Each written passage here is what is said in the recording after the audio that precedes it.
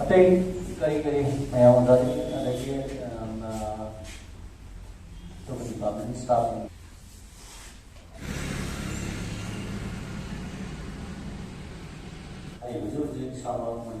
we the fire 2018 the all India state going to fire protection officers and the home company and this is your ammonium phosphate powder is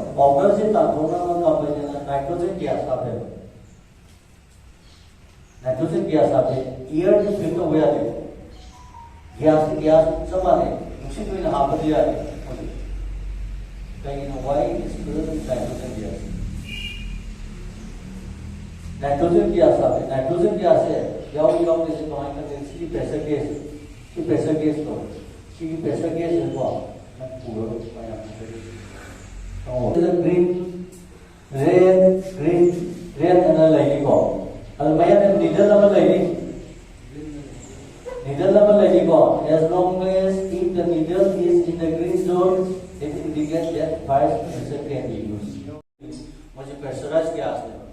नका post तुम जाओ करें तो मतों से higher करें सारे पाइप के दबने को करें नहीं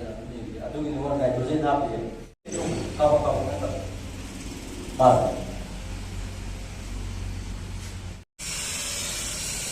ओके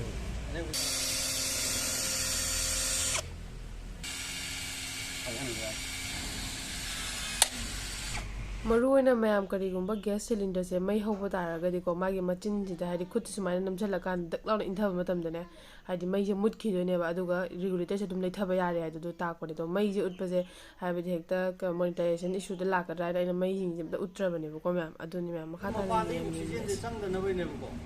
अदुना फीजे सुमाइना खुद सुमाइना पाइबिरनी अदु कना सुमाइना तौबिदनुको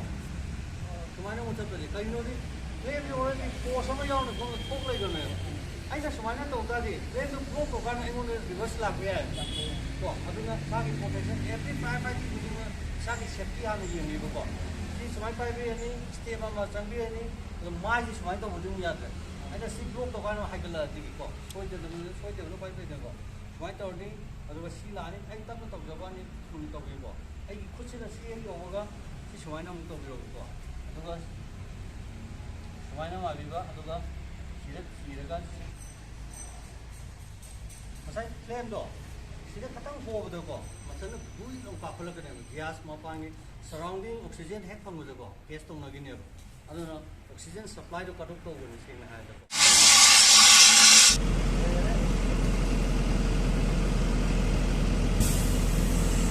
अखोई फोम से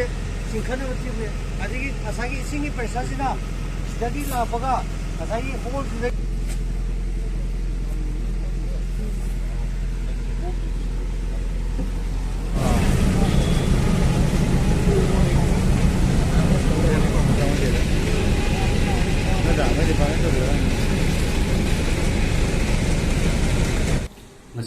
December की तांग